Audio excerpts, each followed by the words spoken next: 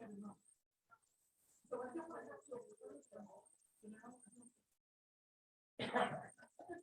love it. I love it.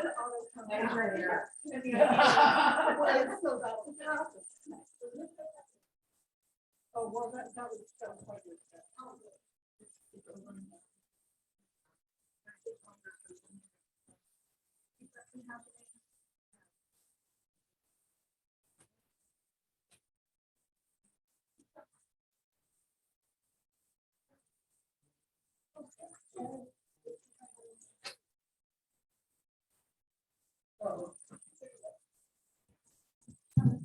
Hello. I think we made it. Well, look, I like to hi, welcome in, come on in. So this is cool because this is just like the Housing Navigator meetup. I start promptly at 2:30, no ifs, ands, or buts about it, and people just show up when they can. And it's on Zoom, thankfully. So we're able to do that, but we haze newbies and people who are late. But we'll spare you this time. All right. Hi, folks. We are got people still filing in, but I'm gonna get going because I want to get us out of here on time, if not a little bit early, if we can help it. So my name is Candice King.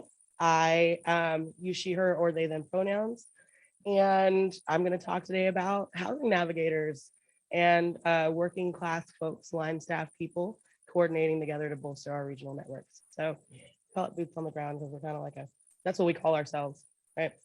So what we're going to do today. So we're going to talk about this housing navigator meetup. What's that? Why did I start that? We're going to do a group activity, which this will be easy to do if this group stays the size, which will be awesome. And then we're going to talk about the lessons and takeaways I've had from doing this project for 3 years and our future plans because we're expanding to the statewide network. All right, so what's a navigator? Let me talk about me for a minute. So I'm a bridge. So I'm from Wichita, Kansas. I've got a bunch of kids, and I came to Oregon to the UO for graduate school. That's where I know Kristen from, international studies. And when I moved here to Oregon, I couldn't get housing. And it was the craziest thing because I had never not had housing like as an adult. And, you know, I had perfect rental references. I had the funds. I came here for graduate school, but my family could not get housing. So we rented motel rooms for 3 months until a friend of mine, who's now my best friend, allowed me to rent half of her house, sight unseen pretty much. She had met me one time before and said, yeah, this is not going to be sustainable. And that's how I ended up being able to stay here for a while until I got housing at UO. But I was really intrigued by this because I wasn't really anticipating that. I moved here from Kentucky. We decided to do that because it would be a huge economic leap, but it'd be just like ripping the Band-Aid off and that would be it, right? And then now I could go anywhere. And that's basically the goal of that, coming to UO and doing that. And I was really shocked because, I mean, not only did we experience like some classism and just like the limited housing market in Eugene, but also racism and all kinds of other crap. And so I started to develop this really deep passion for housing. What's going on in this market? My undergraduate's in economics and then sustainability and environmental science. So, and I also have taught for years at the student taught level, at the collegiate level, peace and social justice studies, movement, action, direct action, diversity, equity, those sorts of things.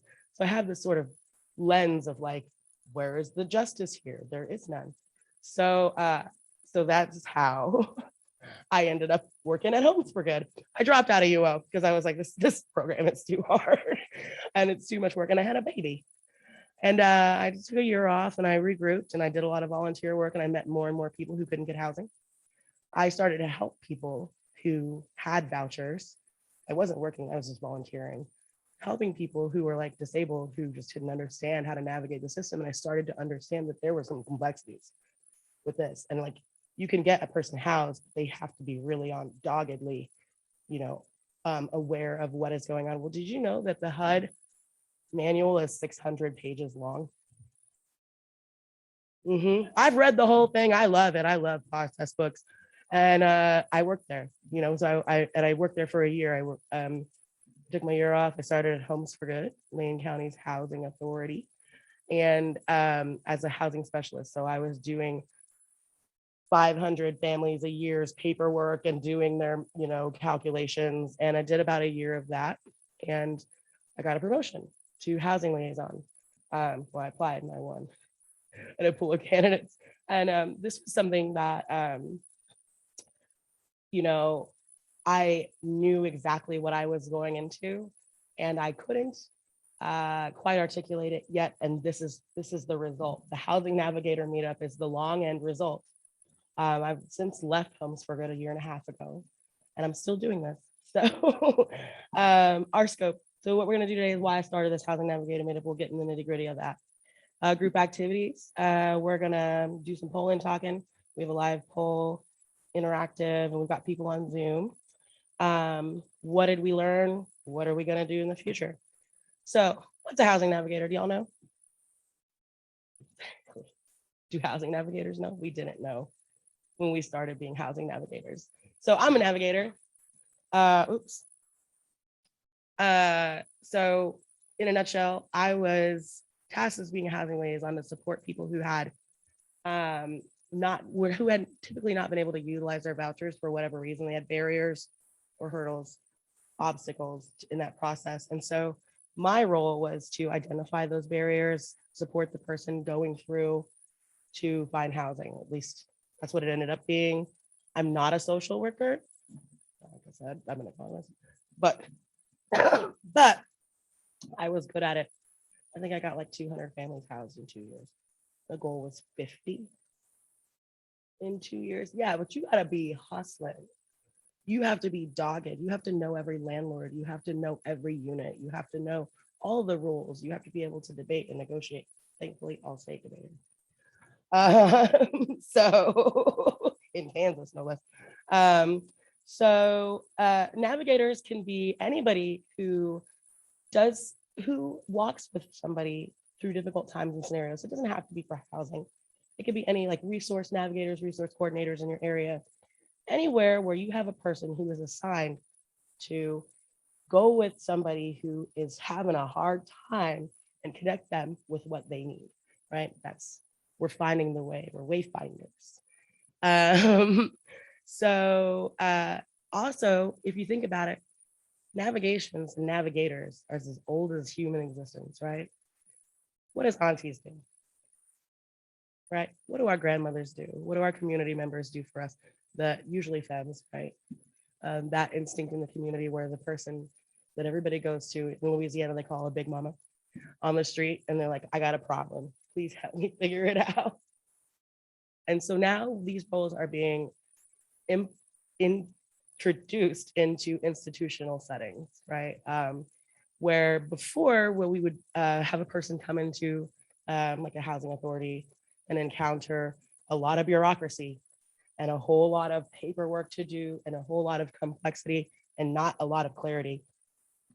What has been recommended, and it's sort of interesting because if you understand the concept of Sankofa, reach back and get it, like it's in African wisdom about reaching back and grabbing the cultural ties and threads that should be guiding us today.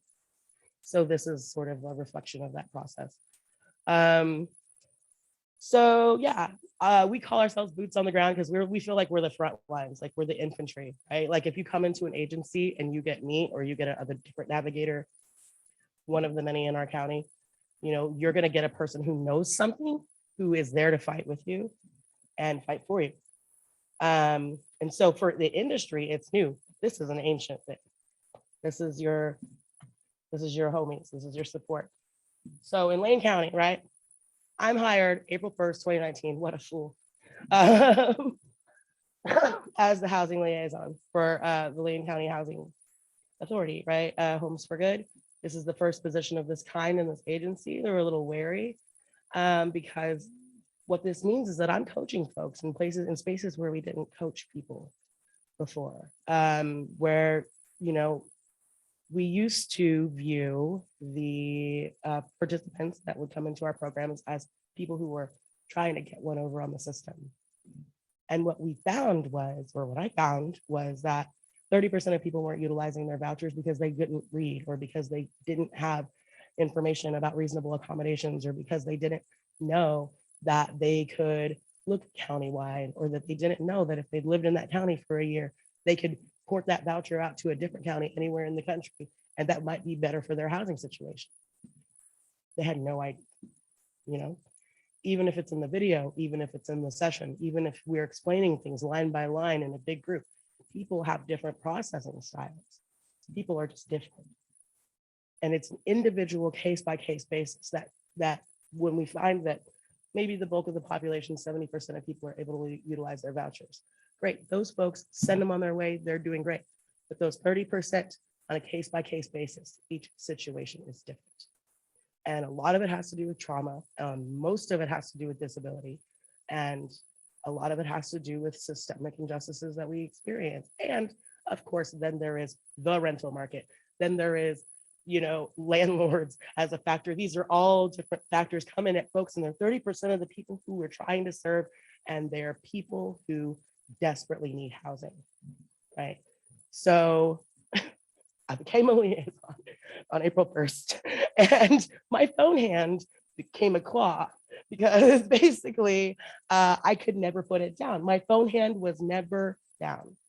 I would shut the door to my office. People would be like, "Are you okay?" I was hoarse by the end of Wednesday, most weeks, because what I found was that now that this position is here, everybody has questions. And the really interesting thing is the most questions I got and the most repetitive questions I got were from other people doing similar jobs as me in different agencies around the county.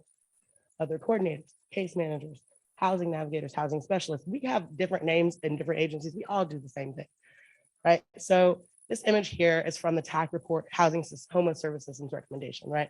We got to get people off the streets because Eugene, let me tell you about Eugene. So May 2019, we did a point in time count. Guess who was number one in the country? Eugene, right? And I'm like, I just got this job and I'm supposed to stop homelessness. And then a month later, I find out.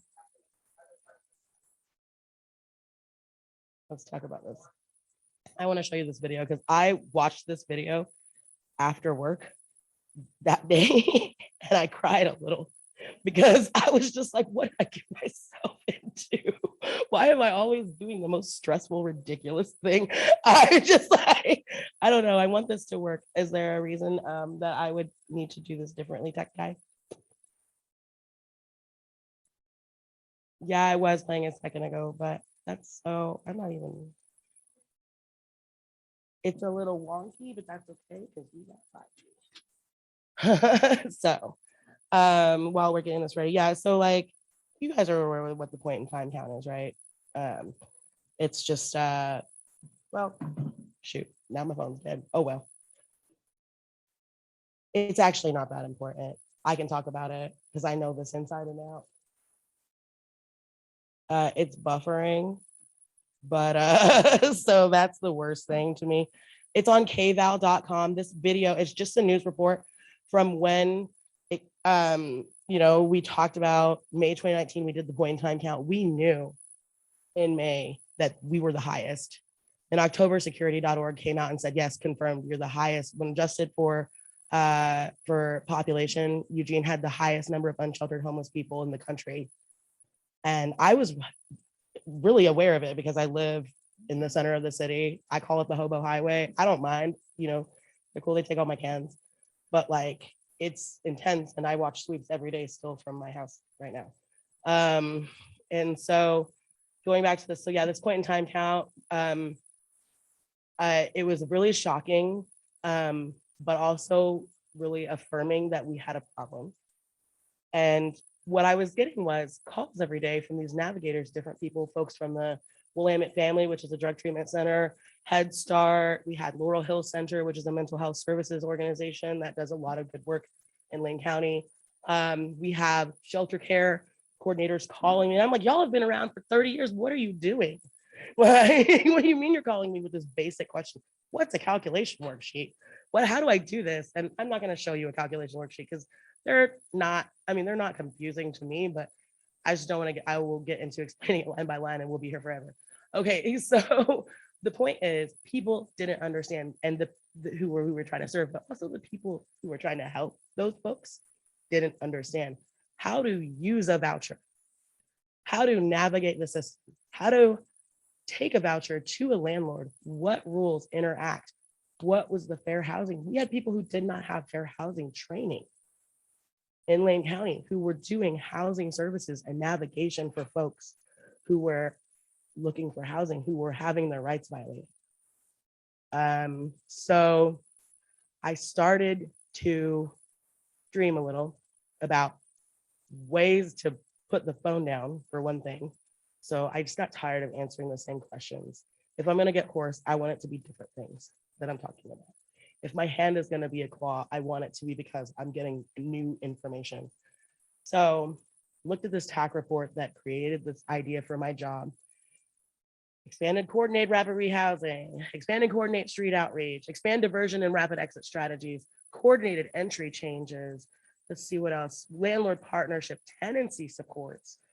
I mean, we're talking about every single thing that was on this TAC report was something that I can't think of one of them. I know that's one of them. Oh yeah, information sharing.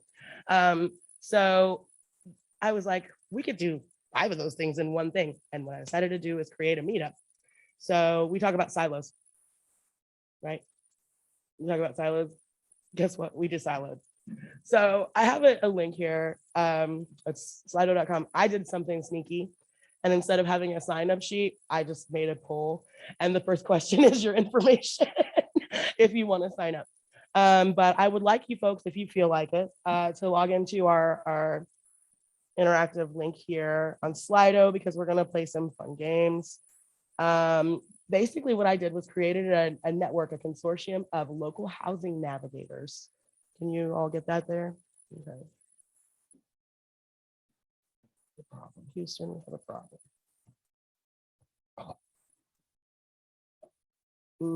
Mine too. I don't know how to log into this internet. I haven't been able to do it. Okay, sweet. Is that I can't do. I've been dongling my phone.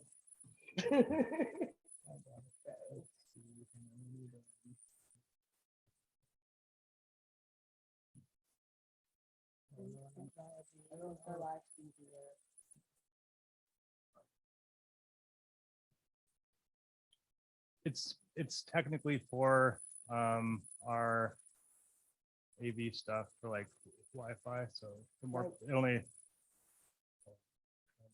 My next movement is going to be power for everyone. Free fiber optic everywhere. If you've ever been in Chattanooga, it is so awesome. It's free everywhere in Chattanooga. And it's fast. It's fiber optic high speed. It is awesome. They have awesome stuff going on in Chattanooga because nobody's trying to log in all the time. They're like, we save so much time trying to log in that we like. Please don't log in because you'll boot somebody else off.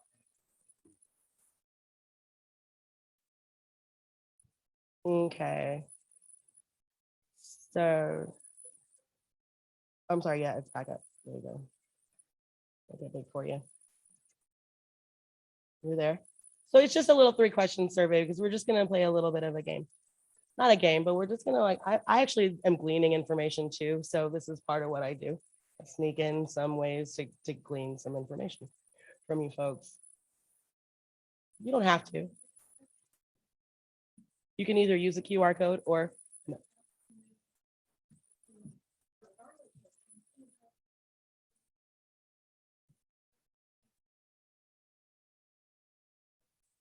Uh-oh. Okay, join at slido.com. 2965575. Well, dang it. See, I was trying to get survey results and I did check it earlier and it worked. But I'm sorry. 2965575.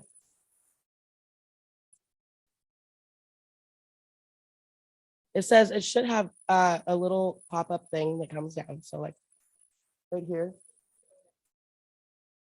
It's still uploading because the internet's slow. That's cool. We can take our time to get to know each other. Anybody, and also feel free to just ask questions during this presentation if you got them. Just interrupt me because that's how I facilitate meetings.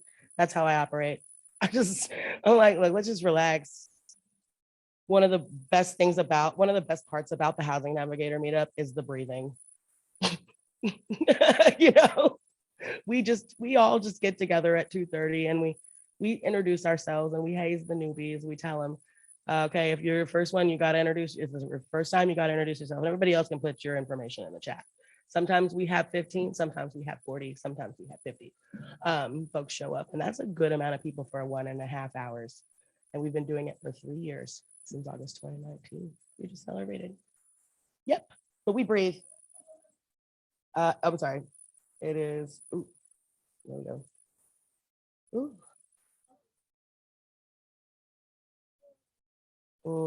Okay, it is 2965575. 2965575. Catherine Todd. Nice to meet you, Catherine Todd. My cousin's got the last name Todd in Kansas. What is a housing navigator? What are we? What are we? Okay. So I'm not going to show the results on the contact me. That's my person. Are you a housing navigator? Okay, well, you tell me what you are.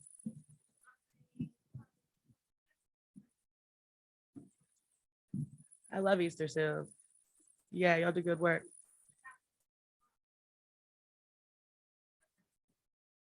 You're based out of Oregon. Okay.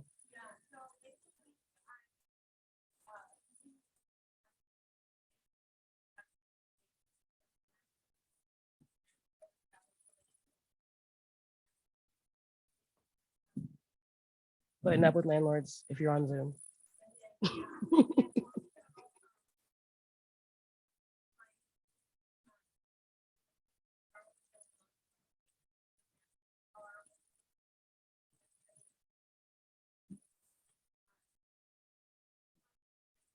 Boom. Boom.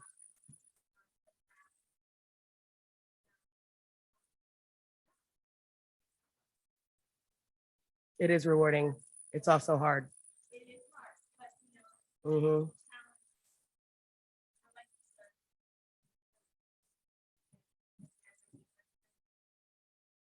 Mm.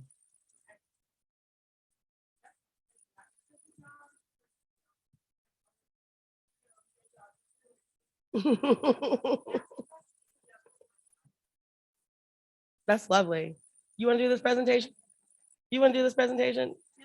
Okay, cool. All right. You know what you're up to, what you're doing. Right. And so that was kind of part of it, right? Like that's part of it. If I say, do you want to do this presentation? It's because I believe we all know stuff that the other people don't know. I knew that going into building this network because been a meeting facilitator for 20 years. And so I just started inviting folks. I actually dreamt about this in July and it happened in August. And so we came together the first time, and I wish I had a picture of it, but it's kind of a dupe. I don't look good in the picture, so I'm not gonna share it. So there was like a good 40 of us. We came together inside of the community room at the sponsors, 15th and Oak apartment complex in Eugene. Beautiful community room. Huh? Yeah, this is before the pandemic. But the Zoom one, actually, I'll get into that. So this is, so we're hanging out in this room and I'm just like, okay, y'all, I have a plan for this. The agenda's a little thick. I got to get through this. This is a calculation worksheet. This is actually how the calculation worksheet works. So everybody was like, thank goodness, and we talked about the nuance of that because it's very confusing even for people who are trained to understand these kinds of things because they vary, right? Every person's is a little different. Their income changes throughout the process of while they're looking for housing. They are usually astonishingly low for the market, the area, because those were the biggest questions I got. how do I do this calculation worksheet? What am I supposed to do? Do I fill this out? And I'm like, I don't ever fill them out. Just look at the number and aim for that number. Why aren't there any units that I can't find anything that is gonna be able to be affordable at this amount? How do I calculate a utility allowance? And why does that have to come off the top? This is what I started explaining to people. I was like, don't calculate the utility allowance last. Calculate it for the whatever potential units that you could get first, and then subtract that from the top, and there's your range. You know, people were like, whoa, mind blowing. You know, I'm good at algebra. But you have to be good at algebra. Could you imagine being a person who experiences a disability that prevents you from being able to read? You come in here, they're doing algebra in this room full of people, and then you're supposed to take this thing and go find housing, and none of it's even close to the amount that you have. What are you gonna do? You're gonna give up. You're gonna, you know, and then what I found was that it was really bothering me because I'm Afro-Indigenous, Creole, Japanese, and all of those cultures revere our elders. And so what I found that it was like really harming elders in our community, that they were not getting this help with this information, and that they were ending up homeless like 2 blocks from my house. So I started telling people the truth, information, deep intrinsic information. And this Navigator meetup was the safest place to do that, because when you start to tell people the nuanced details of information about systems, you start to feel like you're breaking the law. I do anyways. I feel like I'm not really trying to teach you how to scam the system or get one over on us. I'm just teaching you what your rights are and how they interact with the systems that we have. And that's great. But but people will interpret that as, she said I can, she said I have to do this. And it's like, no, that puts the onus. I'm just telling you this is what's up. So these navigators, I'm like, we're supposed to know this stuff. So we're going to know this stuff. And I started talking about reasonable accommodations, which was not a thing. We were maybe processing 15 reasonable accommodations a month when I started as the housing liaison. And then they had to hire an entire person to just process those by the time I left. Because we had, what I noticed was that most of the people we served, vast majority, had experienced a disability, and their disabilities matter. You know, we can't make them invisible because their disability is invisible, and they're certainly not going to be invisible if they're in a walker on the street with all of their stuff. You know, that's the visual that was going to I was going to bed with every night. You know, and I just felt like, and elderly folks calling me who were housed, being like, I'm worried I'm going to lose my housing. And so just to alleviate those concerns, I started teaching people about reasonable accommodations and how that interacts with ADA and HUD and fair housing. So people started getting housed. We went from 70% utilization to 102% half utilization in a few months. And the thing is, like, what we found was that we were subsidizing the vouchers with the payment standard at 90% of the fair market rent in the local region. Housing authority can choose anywhere between 90 and 120% as a baseline. Now we have EHV, and that's 120%. But they were starting at 90 and then adding 10% of the adjusted household income from the household to put this number together. That was the max that people could get with their housing and their utilities, and it wasn't adding up. And so we started to look a little closer at our participants and say, what do you need from your housing? Do you have a disability related need for your housing? And we found that yes, most people did. Moms who have autistic kids are at high risk of losing their housing. It breaks my heart. Their kids are disabled. They can't help it. They're busting their ass, and then their neighbors are gonna kick them out, want them to get kicked out because their kid has a disability. So you find a home that is a home or a bottom floor unit for that mom with a kid. And those are a very constrained amount of units. So guess what? You need a reasonable accommodation. I have asthma, as what my favorite example. I have asthma. I can't live in a moldy house. If I needed to find a home with a voucher and all of them were moldy, I would need either a top floor apartment that would probably have lower likelihood of mold, or something that was built that wouldn't be moldy. That's going to cost more. Reasonable accommodation. It's real, you know? And it started to feel like everybody was in disbelief, this Navigator meetup. They started to be like, what in the world? There's no way that this is real. So we're not, the poll was not working. I don't care. Who navigates for y'all? Just yell it out. I can repeat it for the Zoom folks. Who are your navigators in your agencies? It is? Okay, cool. Just do it. Who are the navigators in your agencies? You guys got navigators? You're one. You just hired one? Where y'all based at? Okay, well, you're gonna be in the statewide navigator meetup. Because the thing is, when I became a liaison, there was no training for this. And when people in my county became navigators, there was no training for them. There was just no training. What does a navigator do? Executives are great at their job. They're great at like getting the developments built. They're great at like pairing programs from HUD with the funding that we can get here, locally, but they own their homes. They don't know how to rent. Who are they going to train to be a navigator? They haven't rented in a long time, a lot of those folks, and it's a very different market. I observed a lot of other things. You have case managers, right? So we have specialist case managers and teeth. I started bringing in volunteers from the street, people who volunteer and help people. I was like, just come to the Navigator meetup, please. Because those people have been doing it for decades, some of them. I'm Nancy Forrest, bless her heart. Opportunity Village, Eugene, started as a homeless camp, and then it became a part of something that we now know as Square One Villages, which is, I think Dan Bryant spoke earlier or yesterday. And I love them, but you know what? When they started, they were a mess. And Nancy Forrest volunteered, availed herself of her time for years, helping one person at a time, 2 people at a time to get housing. And she knew a lot. She didn't know about reasonable accommodation. She was like, this is a game changer. Okay, so it did change the game. Yes, ma'am. Oh, it became the catalyst for what started Square One. Opportunity Village, yeah, it started as like a veterans homeless camp out of Occupy Eugene. Bryce's Soul Squirrel, one of my friends started that. Yeah, it's still there, and it's still a transitional camp, but with Conestoga huts and different types of shelters. And they were the inspiration that for Square One to start acquiring land and building these permanent, collectively owned housing settlements.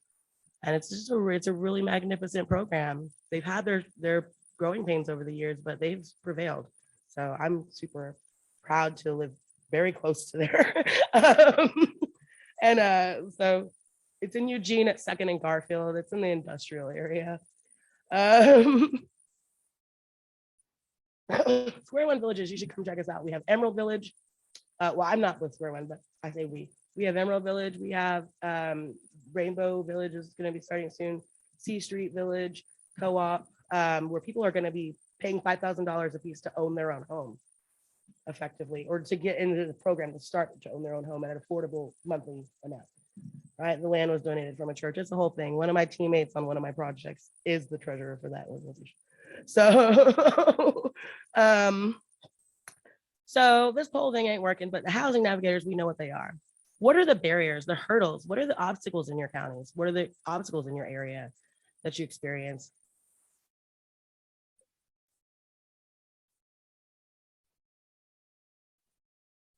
SOs, that's one of the hardest ones. That's why we have sponsors. That's who I was mostly coordinating with when they're getting all the questions. They were like, I got these people. I'm like, if they're SOs, I can't help them with a voucher, but here's some landlords, right? You got to know the landlords. There's so few. We have one that accepts arsonists. So, but they have to have a unit that's out away from people. So like that landlord is a property manager, and they have to have a unit that's away from other people, that's like not attached to any other unit. So there are oftentimes there'll be like trailers on a country lot. And then the person has to have gone through an arson like recovery program and done their time.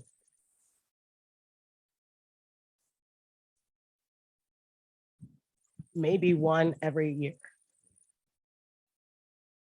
It's really hard, but it's also really uncommon. Statistically speaking, there's not that many arsonists out there. There's a whole lot more SOs. And And it's very difficult to get them because you don't want to pile them all into the same housing complex.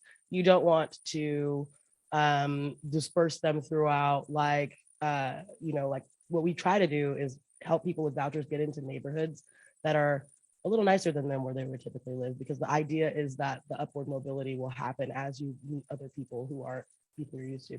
But it's really difficult to do that with SOs because there's a bunch of children in those neighborhoods or like whatever. And, who knows? I don't judge people if they've done their time, they've, and they're doing their best to recover or give back to the community. Then I think that I fundamentally believe everybody deserves a place to live. Because if you have SOs who are out on the street homeless, they're gonna, no, it's not good for the community. It's not good for anybody. Or they might reoffend, or they might offend in some other way, and then they end up back in our prison system, and it costs us more money, and it's just a whole vicious cycle, right? Recidivism sucks. We try to prevent that with housing, is one of the goals. But sponsors.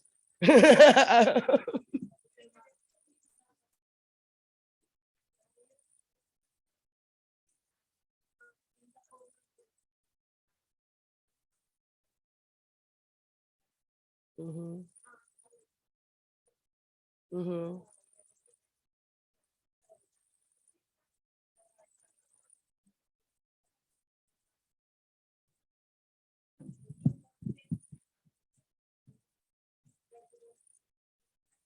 Yeah. Knows. Right. Right. $16,000 fine. Yep.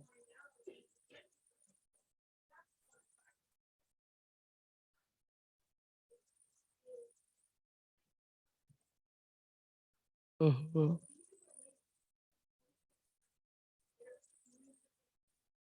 Mm-hmm. Is it smaller than a tent? Is it smaller than a tent? That's what I've said to many people. Right. Yeah. Mhm. Yeah. With the SOs, where to get them housed. I have ideas. Yeah. Oh, yeah.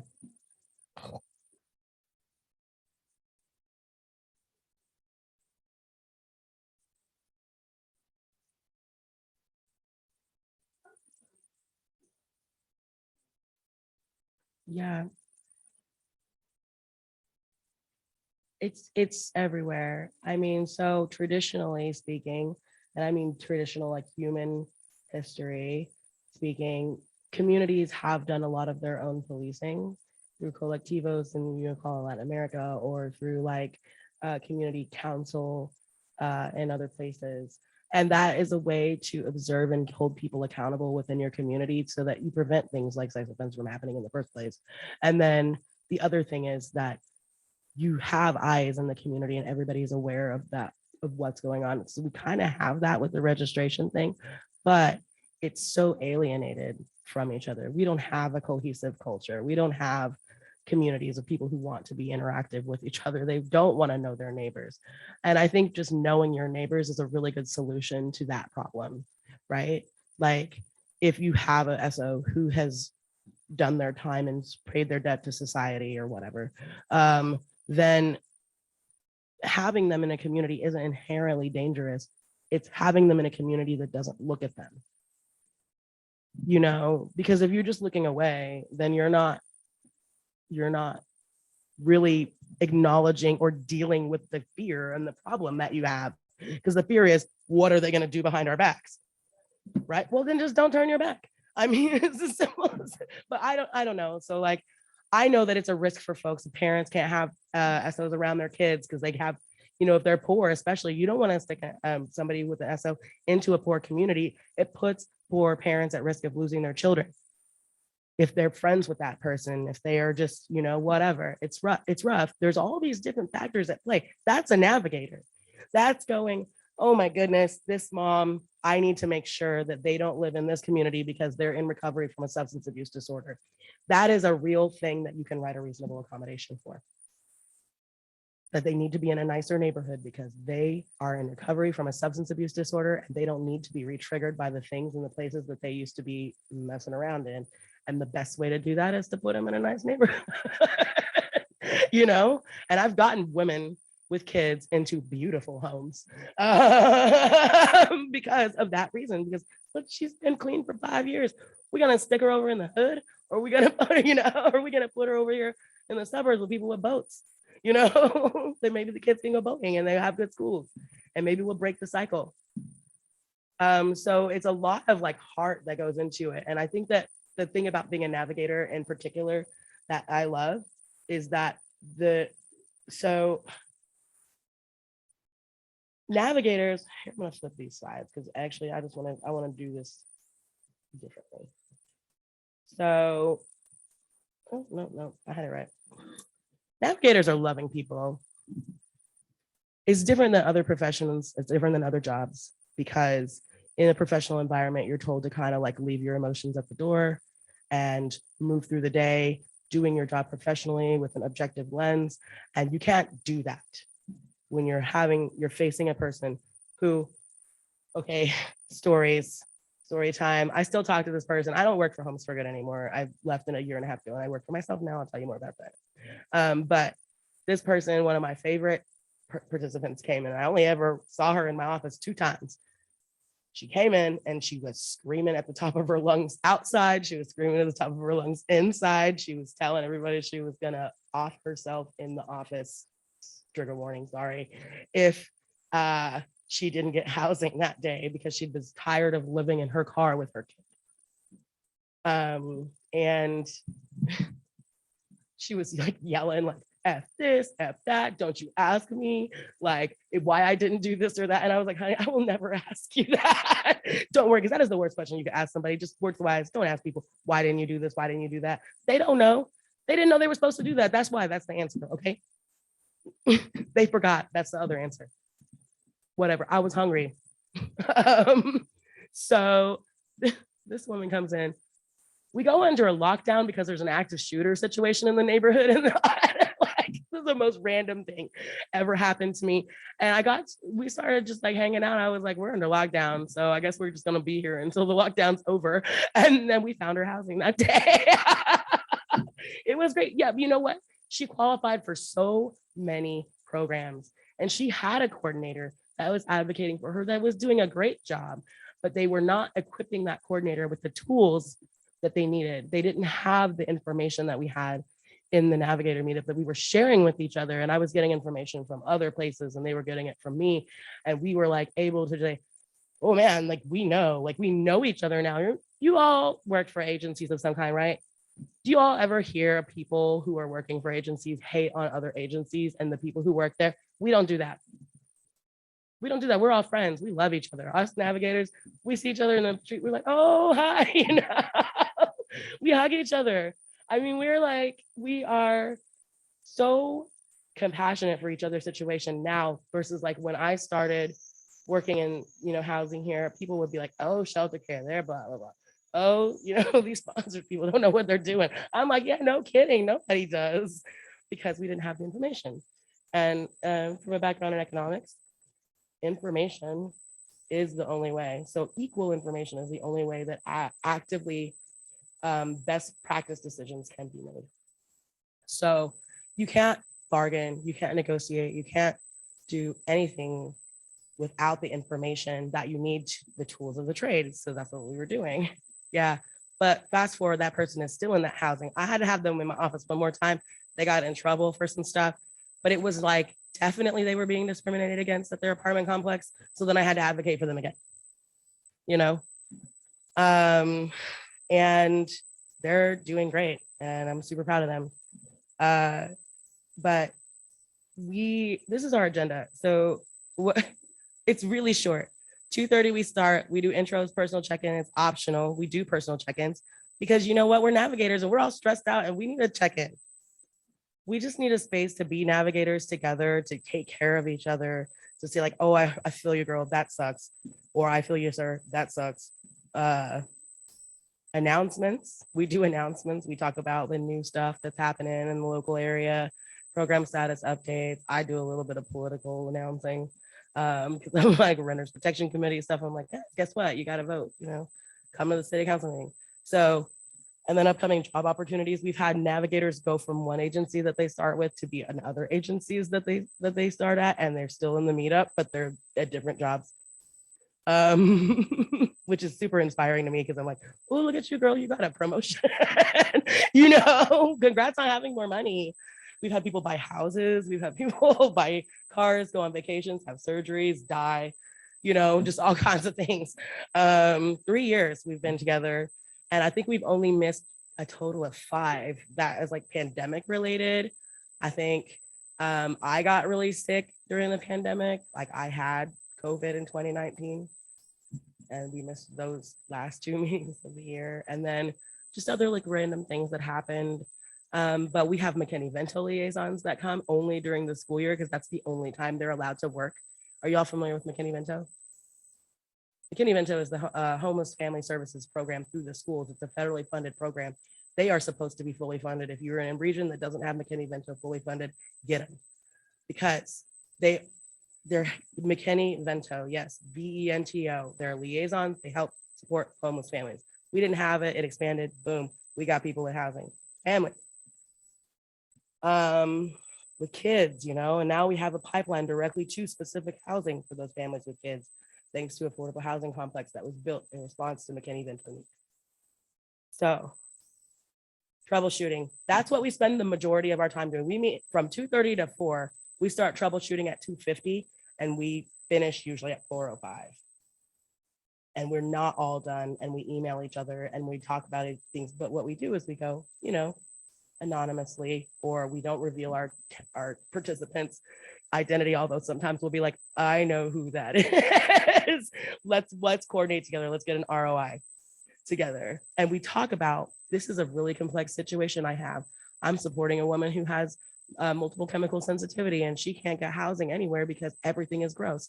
And she really does have multiple chemical sensitivity. We all learned about that together, and because of that, she's still not housed because there's nowhere she can live. But, we troubleshoot. What can I do for this person? How can I navigate this situation? This specific, like the people come to this meeting with like, I've got this, and this. I'm going to be heavy today. Like I need, and we'll be like, okay, we'll support you. And a lot of times it's repetitive information because we'll get new people coming in and they'll ask questions that we've already answered 1,000 times. But it's nice because it's not just, I'm just facilitating. A lot of times I just hang out and let other folks. I know the nuance of HUD rules, but other folks know how to navigate better than I do, and some people are like way more professional, like stick to the line, rules line. Some people are way more dogged, like I'll do anything to help a person get housed. And where they meet in the middle is like people get housed. People who weren't going to get housed otherwise. We meet once a month. We meet on the second Wednesday of every month. And I'm not giving up my local meeting, because it's really important. So I'll get into that because this is the complexity that I'm facing with the statewide problem. So we were supposed to do a meeting review and closing, and mostly that's just like me and CETA, like our CETA rep, our coordinator, Springfield Eugene Tenant Alliance, who like knows all the rules too for fair housing. And it's just us chopping it up for 30 minutes after the meeting. But during that time, we get through anywhere from like 3 or 4 to 10 different complex scenarios that then those people who have been really struggling got some more help.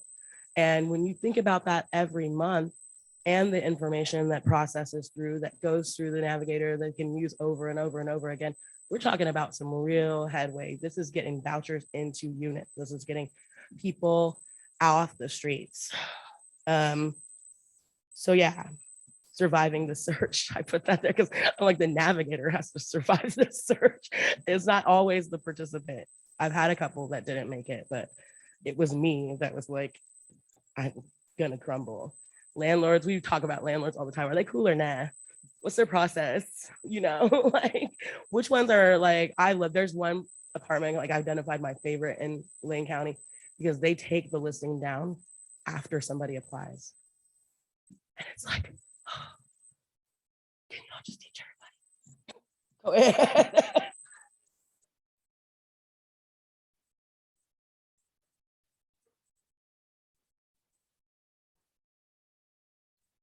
Education. You working for HUD? Oh, sweet. How can HUD support landlords? HUD can make things less confusing because landlords do not understand.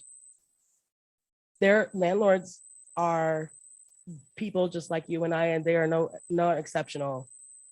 And like just like my participants who I've served over the years, they need things to be simple. They need to understand fair housing rules. They need to really understand fair housing rules or they'll get fined.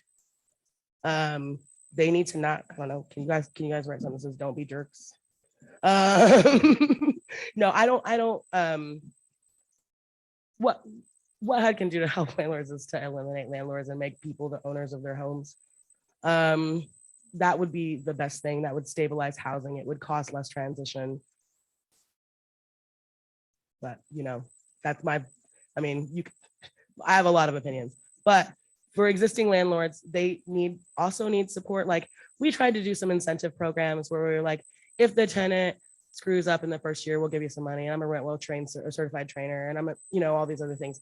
And it's like that works, but you know, those folks who go through that class never need to use that money. But then there's folks who never get to that class who've been, you know, who've been tenants a long time and maybe who don't even have a voucher. Like there should be some support for recovering units that aren't from subsidized tenants, that are just like HUD. Like if you had a reasonably affordable unit and your tenant destroyed it, they shouldn't have to have a voucher for you to get some help getting it fixed. Like, and that might be a loan, that might be like a no interest thing or a tax credit or something like that. Please, for the love of God, get these landlords off of the like, you're going to destroy my unit thing, because people live in homes and they're going to live in them different ways. Whatever, they still need a home. And if the way that we have to get in is through landlords, then they should be accessible. We celebrate though. We do a lot of stuff. I remember the first time we like had somebody come back and be like, that person got housed. We all were like crying. We were in tears. We were like, we did it together. And you know what? Nobody, it's kind of a thankless job sometimes. Like nobody, like if you're at an agency at an executive level and you have navigators, throw them a party once a year, please. You know, throw them a party once a year because that job is hard. Heather, did you hear that? If you have navigators at your agency and you are an executive, if you're a boss, then throw them a party once a year. Because it actually tears up your body and your mental health to be a housing navigator. Because your stress levels are very high. There's a lot, it's every day, your individuals that you're serving are going through that search on their own, like if not on their own, with your help, and they're only going through that search. You're doing that how many times a day for how many different people, carrying all of that in your brain, and you deserve a party. Okay, like so I mean, I would celebrate my own like victories, but it's just like then I'm right on the phone again and getting another person because you really like people have been waiting. Yes, popcorn, cake, sushi. That's my kind of party, huh?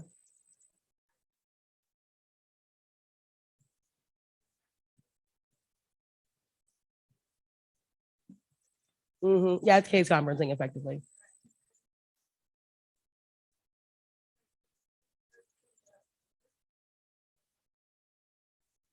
As a navigator, yeah, I mean, I shared that. So I shared every document I ever created with the other navigators. We had some fun ones that we made. There's a really good way to take people coming out of institutional settings, like a mental health institution or something like that, and just creating a landlord reference form for that institution that doesn't put that puts a name of a person at the top of it instead of the institution. And I swear landlords will buy it. because it's a person, there's a place that they live. They're like, well, there was an institution before. That's not renting. No, well, no, but they took all of their money and they lived there, you know. So like actually it is renting and they followed the rules, very strict rules.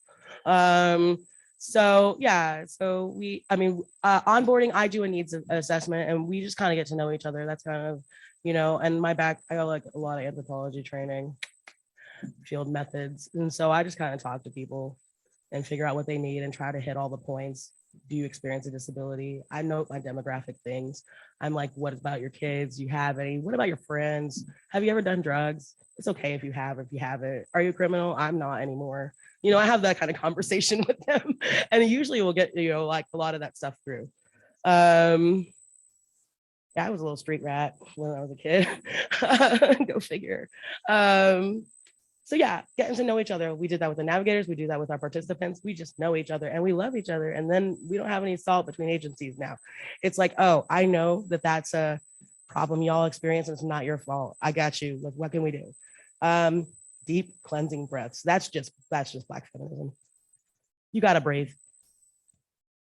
You want to be healthy. You want to live. You gotta breathe. Right. So in a group, it's beautiful. You know, it builds solidarity. It's like we all needed that. We're all way settled and we're focused and we're intentional. And you don't get that in the workplace meetings. You don't. You know, like some boss guy at the top is like, okay, we're going to have a meeting now and we're just going to go through the agenda and we're just not going to be acknowledging that we're biological beings and we are biological beings and we need to breathe. And if we breathe together, it's almost as good as breaking bread. So we're growing our network. Every day I get an email from somebody, or at least one. I think I got 4 today. Hey, McKinney Vendo's back. Hey, like we got new liaisons. Hey, we got new navigators. And people cycle in. And then sometimes people get promotions and we don't see them again. Sometimes people burn out real quick. We're trying to prevent burnout. It's a really big deal. And if we train a navigator in an agency, that agency saves money. I'm saving agencies money. They're not paying me nothing to do this. Okay. I have, but the reason I'm doing it is because we want people who know how to do the job doing the job. And we don't want to burn people out. We want them to be healthy and happy and fulfilled through their work that is good work. So yes, no more silos. I was gonna put a picture of a grain silo because I'm from Kansas, but I thought that would be just really awkward. I was just like, I just like grain silos, y'all. I don't even know, like they're scary. So insights, training. We gotta get folks trained. If you have a navigator, if you have any kind of person that interacts with people who are interacting with landlords, they need fair housing training. If you have landlords, offer them fair housing training. One of the solutions that came out of you know, just knowing that fair housing got a bunch of money in Oregon. And so they partnered with the city of Eugene and they were just offering like periodic fair housing training, changes the game. You get Shyla Reuter in there. You guys know who I'm talking about.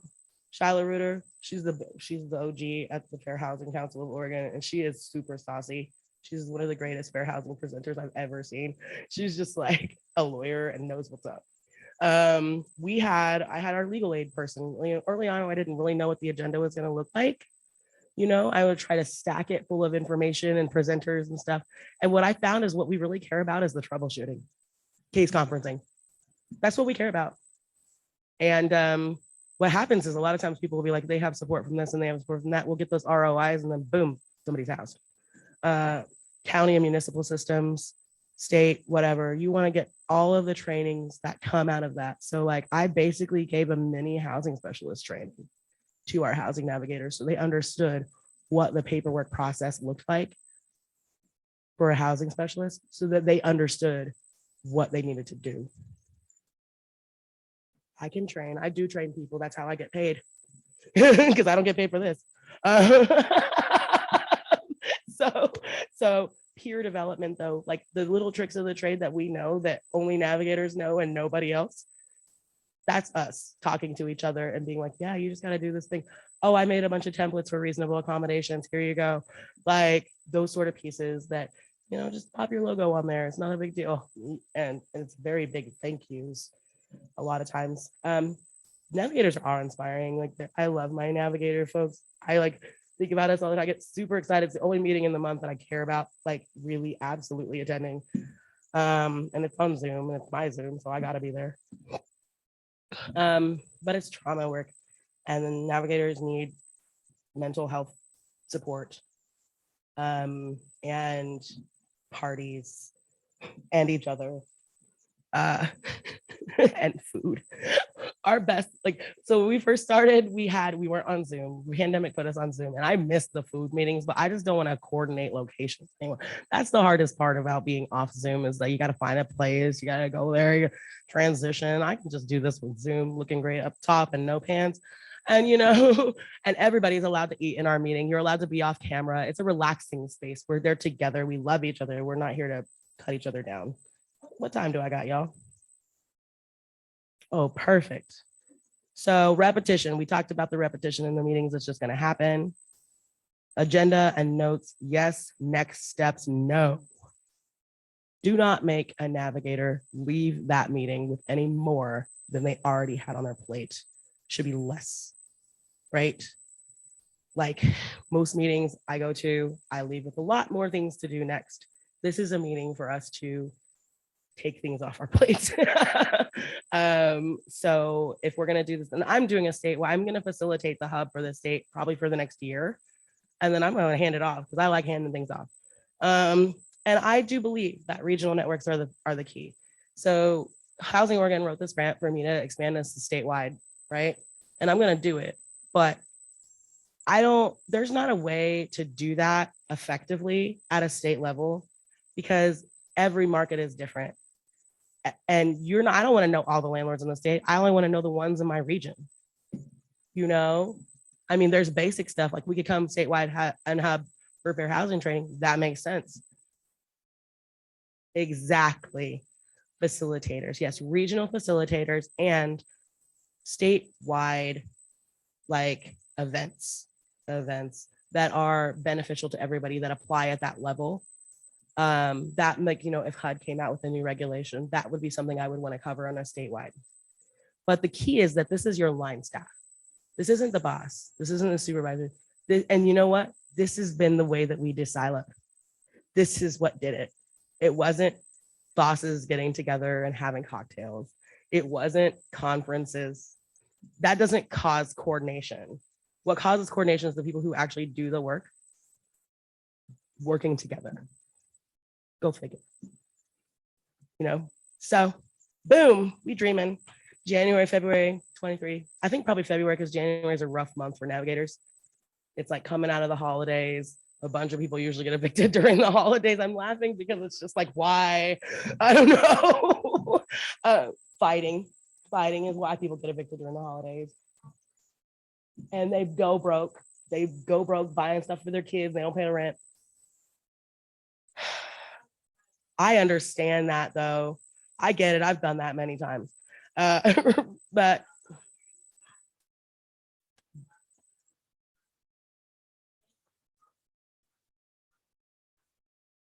legit too, bad landlords. Sometimes they're just like not taking care of their units and it snows and then the roof caves in.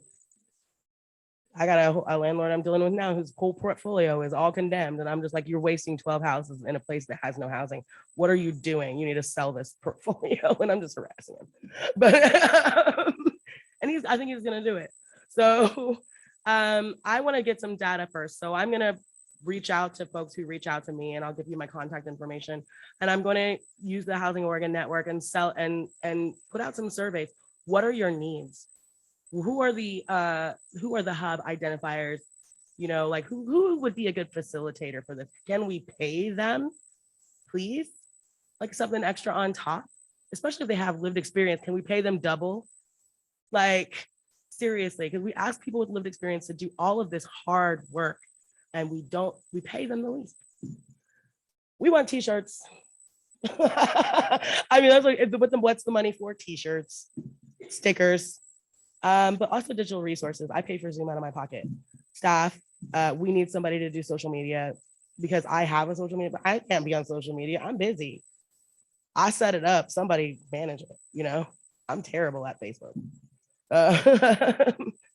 facilitation, tech support. So we need people to do some staffing of this.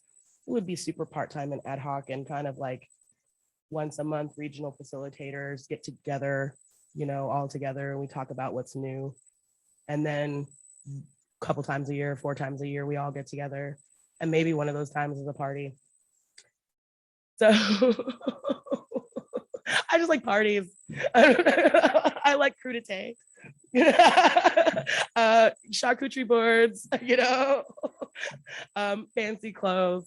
So yeah, and just celebrating. I like to celebrate wins as much as mourn our losses and grieve our losses. And we've all been through a lot. That's my email address. That's the one I answer. I have 7. Those are my Yeah, I have 7 because one's just for bills and one's just for kids and one's, you know, one's for medical stuff, one's for spam. So Grassroots Connect is my nonprofit fiscal sponsorship organization that we started in Eugene, and we just got our 501c3 last December. We sponsor radical projects that need radical or social justice projects that need support to get their finances without having to become nonprofits, because a lot of times these are short-lived. So a couple of the projects we have, one of them is the Eugene Community Fridge Project, which is an amazing project, if you're familiar with it. Basically, these anarchists got on bikes and they got some free refrigerators and they fixed them, and they got people who own homes to put their refrigerators on the curb, and they decorated them beautifully, and they fill them every day and they clean them every day. And so they just cruise by on bikes. They don't even have meetings. They just get whatever donations they have. But they literally just are on bikes. I see them filling it because my friend has a fridge because he lives on a pretty good throughway, and people will get, I mean, I see people getting food out of those all the time, and it makes me feel so good. So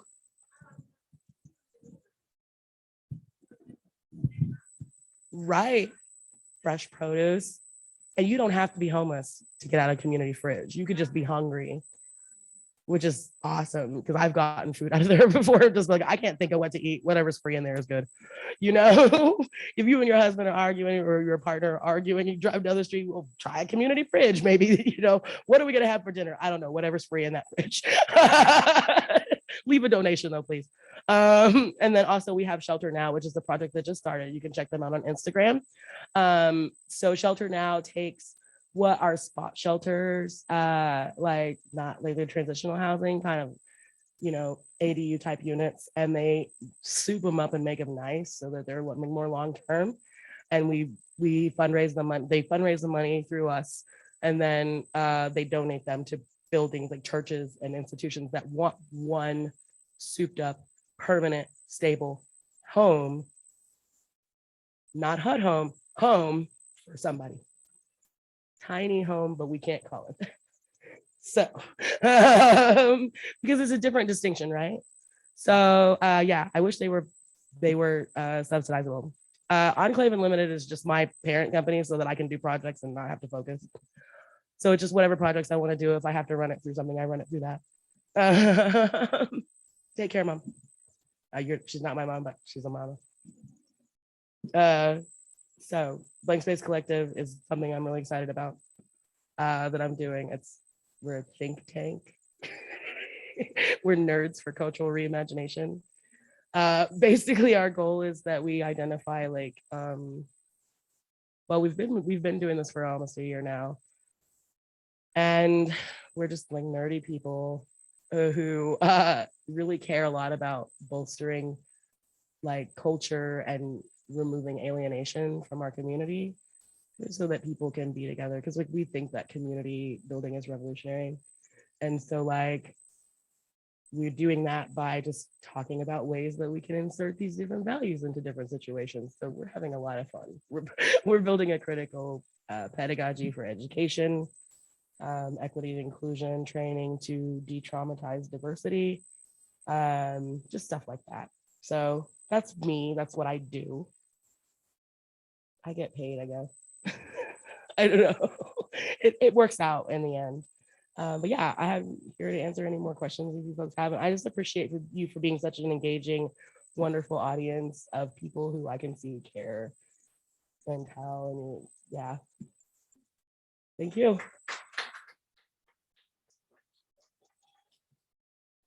Mm. Oh, thank God.